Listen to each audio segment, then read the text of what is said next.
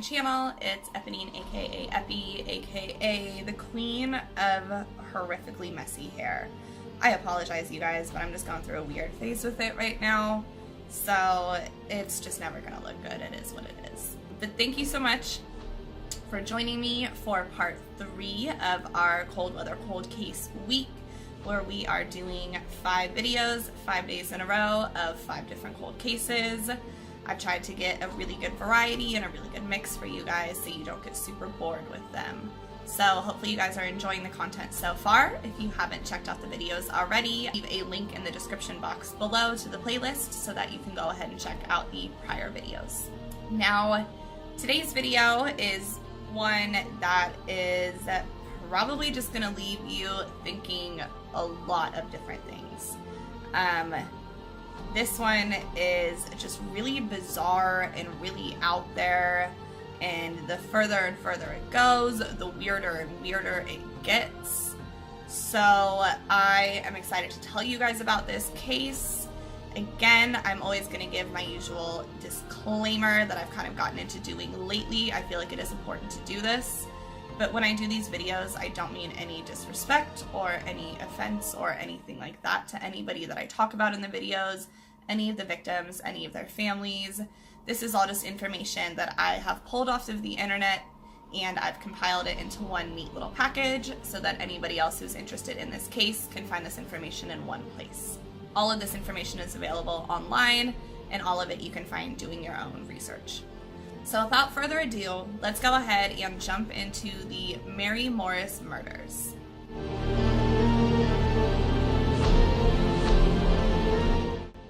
So in the morning hours on October 12th of 2000, Mary Lou Morris woke up, she got ready for work, she kissed her husband Jay Morris goodbye as per usual, and she left for her job as a banker at Chase Bank in Houston, Texas.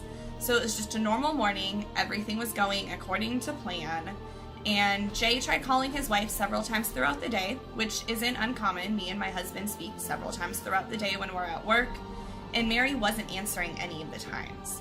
So Jay started to think to himself, this is kind of strange, this isn't how Mary normally acts. So around 5 p.m., he decided to reach out to her supervisor. Now, banks tend to close around 5 p.m., so I'm assuming this was just the end of the day, and this is when he decided to call because he should have been able to get a hold of his wife. Now, things got really sketchy when he called her boss because they reported that Mary had not showed up to work. And not only that, but she wasn't answering their calls either.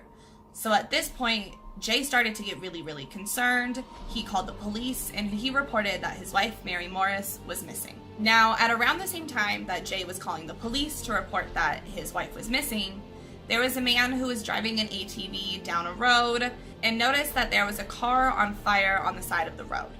Now, he obviously called to report this, and the police showed up to investigate. Now, it is interesting to note that earlier in the day, somebody had actually called to report that they had seen smoke, but they assumed that it was just a controlled burn, which is something that happens out kind of in the country where I live. People will burn their whole irrigation ditches out, and it's a controlled fire. They know what they're doing, and everything's good to go. No need to call the fire department. So that's what they assumed was happening originally. So nobody showed up to investigate until the person actually called and said, hey, there's a car on fire. And then the cops showed up. So when police arrived on scene, it was very quickly obvious that there was something really, really wrong, and there was clearly foul play happening here. Mary Lou Morris's body had been soaked in gasoline and lit on fire. And she was burned so badly that there was really nothing left of her. She was really hard to recognize, and the only way that they were able to positively identify her was by teeth fragments, because teeth are obviously bone, so it's going to be a lot harder to burn. That's the hardest substance in your body. So that was the only thing really left that they could use to identify her. It's also important to note that Mary Lou Morris's wedding ring and her purse were just missing. It's not like they had burned up. There just wasn't any remnants of them, so they were not at the scene of the crime. Now, this murder just came as a complete and total shock to everybody involved in Mary Morris's life. She didn't have any enemies. Nobody had any ill will towards her or any hard feelings. She was a very, very nice woman, very well respected, and everybody was just super, super confused on why this could have happened. And things got even more confusing when 3 days after Mary Lou Morris's death, the Houston Chronicle newspaper received a strange phone call. That phone call was coming from a man, and he was stating that they had gotten the wrong Mary Morris. So that just left people wondering, what did this mean? And nobody really knew at all what this meant until 3 days later. So Mary McGinnis Morris, another woman named Mary Morris, was a very successful 39-year-old nurse practitioner who worked for a really major corporation, was doing really well in life, and she was also from Houston, Texas. Now, she was married to a man named Mike Morris, and they had one daughter together. Now, Mary McGinnis Morris was also a really sweet person. She loved her job, she got along really well with her coworkers, and she didn't have any hard feelings against anybody except for one person. Dwayne Young, who was one of the newer employees at her company, was just somebody that she had had a lot of issues with.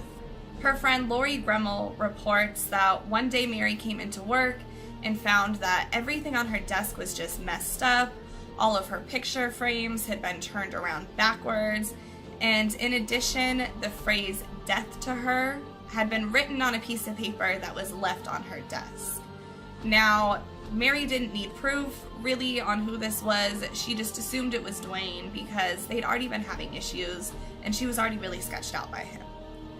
So the day she found the note was the day that she realized she didn't want to be unable to defend herself if something were to actually happen to her. So she was really scared. She went home and she asked her husband how to shoot a gun. She wanted to learn how to be able to defend herself completely. So her husband taught her how to shoot a gun, and he gave her a gun that was registered in his name, and that gun was placed underneath the driver's seat of her car. Now, Mary and her husband were really the only people who knew about this gun. So now comes the day of October 16th in the year 2000. Lori Gremmel visited Mary McGinnis Morris at one of the clinics that she worked at to get a flu shot. So just normal day. And while she was there, Mary told her that she was going to finish up some work at the clinic, she was going to run some errands, and then she was going to go home and cook dinner. So later that night, Lori, Mary's friend, received a call from her saying that she was really freaked out by somebody who was at the store. Mary told Lori that she was going to go back to her office and turn off her computer really quick, and then she was going to go home. And Lori could tell by the tone in Mary's voice that she was genuinely concerned and that she was actually kind of worried that something could potentially happen to her. So 12 minutes after this call, the police received a really, really horrifying phone call. The call recorded sounds of Mary McGinnis being attacked and ultimately being murdered. Now, this call has never been released to the public because the police have actually deemed it so brutal that it's not something that they want the public being able to hear. And unfortunately for Mary, this is the last time that she was ever heard alive. Later on, Mary McGinnis Morris was found dead in her car. She had been beaten up and shot in the head and left for dead. Now, whoever killed her had tried to stage this and make it look like a suicide by placing the gun on the passenger seat next to her, but it really was not a very convincing suicide scene. The gun that was used to kill her was Mary's own gun that was underneath the seat of her car that nobody knew about, so that alone is really strange. Just keep that in mind. And police also didn't believe it was a suicide because there were obvious physical signs of a struggle on Mary's body. She had physical marks, her clothing was torn, so it's clear that she tried to defend herself. There was also blood on the passenger door, which was left open, and the car keys were discovered outside of the car. So at first, and honestly still what their official opinion is for the police, is that they believed that this was just a fluke. Mary Morris isn't a super uncommon name, so it's not crazy that two Mary Morrises living in Texas could both be killed.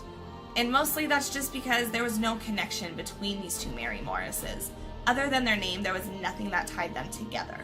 And for the police, it just wasn't reasonable to think that there was like some serial killer going around killing women with the name Mary Morris, because the way they died, even though it was in a car, really wasn't the same death. Now, even though that's the official police thought, there's definitely a very widespread opinion as to what happened to the two Mary Morrises, and that's something that I think that we should talk about. Now, for the police, as I've said, they're like, nope, it's just random, it is what it is, until we find anything else, that's what we think. But for other people, they think that this is just too familiar. These two women had the same name, they lived in the same city, they looked similar, they were both murdered, and it was only days apart from each other. And after the first murder, the newspapers had gotten a call saying that they got the wrong Mary Morris, and this is just too much coincidence. So what people think possibly happened was that the second Mary Morris was the right Mary Morris, and the one who was supposed to die the first time. Now, I know you're probably thinking, what are you talking about? So let's go back a little bit, and let's talk about Mary McGinney Morris's relationship with her husband. Now, Mary and Mike did not have the greatest marriage. There was a lot of arguments between the two of them of infidelity and cheating, and they just didn't trust each other, and they just were not really in a good place in their relationship in general. Not only that, but Mary McGinney Morris had a life insurance policy that totaled $700,000. So Mike potentially was looking at a lot of money if his wife was dead, and they already weren't getting along as it was. So what they think happened was that Mike hired a hitman to commit these murders. And they think that the hitman was just really, really bad, and that he killed the wrong Mary Morris the first time. Crazy, right? Now, I know all of this probably seems really outlandish. A hitman is just really bizarre. So let's talk about some of the reasons why this theory isn't really that crazy. So we've already brought up the fact that they're not getting along, and that Mary Morris had a pretty large bounty on her head if she were to be murdered or killed or just dead at all. And it all got kind of suspicious because Mike refused to take a polygraph test. And I've mentioned this in videos before. Polygraph tests are not really that great, and they're not admissible in court. But if you refuse to take one, it kind of just looks suspicious. And whether or not that's fair, I don't know, but it is what it is. Not only that, but when the police wanted to interview Mike and Mary's daughter, just to see if they could find out any more information, Mike refused, and he would not let the police speak with their daughter. Now, the other really crazy part of this is that the phone records show that there was a 4-minute phone call from Mike Morris's phone to Mary McGinnis's phone 2 hours after the phone call that Mary made to 911 where she was being attacked. And phone records show this as being a 4-minute phone call. Now, Mike says that the phone just sat there and rang for 4 minutes, but I don't know anybody who's just going to sit on a phone for 4 minutes and let it ring without hanging up and trying again. That seems really bizarre. And the phone records show this as being a completed phone call, which means somebody answered. So what they think was that Mike called Mary's phone and talked to the hitman to make sure that he'd gotten it right this time, because he did not do it right the first time. He took the woman's wedding ring and took her ID and burned her, which, you know, was a good job as far as the hit goes, but he got the wrong woman. So Mike called to make sure that he hadn't botched the hit this time. That's kind of the going assumption on what that phone call probably was about. And again, there is nothing to indicate that this is true. This is just kind of the theory that most people are running with at this point. Now, tying back to the wedding ring, when Mary McGinnis Morris was found, she also did not have her wedding ring. And the really, really weird thing about this is that their daughter was later seen wearing that wedding ring on a necklace. And when somebody asked about it, Mike said that Mary just wasn't wearing it that day and that they had just found it at the house. And I don't know anybody who doesn't wear their wedding ring. That seems like a really strange thing to me. So now, obviously, we can't forget about Dwayne Young. That was who Mary McGinnis Morris did not get along with at work. And originally, he was a potential suspect because they didn't get along. And it was revealed through investigation that Dwayne Young had kind of tried to discredit Mary a lot of times at their job and had tried to get her in trouble. And there was just bad blood between the two of them. However, Dwayne denies any involvement in the crimes, and actually he says that he thinks it was Mike and Lori, who's Mary's friend, who are behind the whole thing. But nobody really knows if it was him, and honestly, nobody really thinks it was him. Because for most people, they think that that was too obvious, and that if he was behind it, they would have found a way to tie it together by now. Now, 6 months after these murders happened, Mary Lou Morris, so the first Mary who was murdered, the wrong Mary, her husband Jay received a really weird phone bill that was around $2,000, and that was for Mary's phone card that she used when she made phone calls. So when police investigated this, they actually tracked the phone card down to a 16-year-old girl who was living in Galveston, Texas. And she told the police that her neighbor had actually given her the phone card. Now, the neighbor told the police that he had found the phone card in a purse in a parking lot of a store, but the weird thing is that when he showed the police the purse, and then the police showed the purse to Mary's family, they didn't recognize it as being her purse. So that's just kind of weird. Now, Jay also received a couple different phone calls that were really, really weird around this time. On 3 different occasions, somebody would call and ask for Mary Lou, and Jay at first wasn't really sure what he would say or how he should answer this, so he just said that she wasn't there at the moment. And then he passed the phone number on to the police, like, hey, this is just kind of weird, can you guys look into this? So when the police investigated it, they were able to track the calls, but they unfortunately weren't able to figure out exactly who was making them. Again, it's just something weird in these cases. So if these 2 murders are connected, then nobody knows who it is at all. Nobody knows who could be at fault. It doesn't seem likely that Dwayne would be at fault unless him and Mike were in it together, but that seems really strange. And like I said, most people think that these cases have to be connected. There's too many similarities for them to not have something to do with each other. And personally, I think the hitman theory is really believable. I think it's really unfortunate, and I think that's a really horrible hitman. But I think that it's not a crazy theory to think, with the wedding rings missing, and with the staged crime scene, and with the car being burned so bad, like they were trying to get rid of evidence. That all seems like something that a hitman could do to me. And that's what's the really hard thing about this case, is if the 2 cases aren't connected, then Mary Lou Morris's murder, nobody has any idea who's behind it, and Mary McGinnis Morris's murderer could maybe be Dwayne Young, but they can't prove it. And if these cases are connected, then maybe it was Mike Morris who was behind the whole thing, and he just messed it up for Jay and Mary Lou Morris, and he has to live with that forever. And then even if that's the case, we don't know who the hitman is.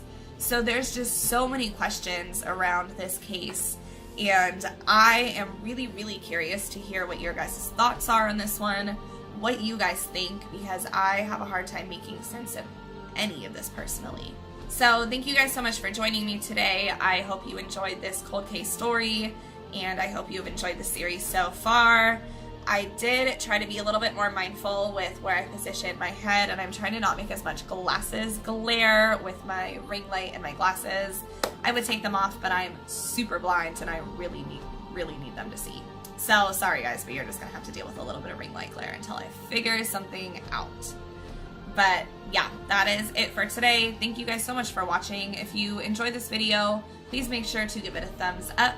And if you are not subscribed to my channel already, please be sure to subscribe and hit the bell notification so that you can stay in the loop when all my new videos come out as they post, especially with this week doing 5 videos 5 days in a row. Now's a good time to hit the bell if you haven't already. And after this, I do a little page with my social media. If you guys are not following me on Twitter or Snapchat or Instagram, feel free to do that. You'll get a little bit of an insight into kind of just my daily life and what happens in the life of Eponine, aka Epi, outside of this little camera screen. So yeah, I think I've said that about 14 times now, but thank you guys so much for joining me today. I really appreciate it. Thank you guys for giving me a little bit of time out of your day. That's a really awesome thing for you to do. And until next time, we will touch base soon, and I love you all very, very much. Bye.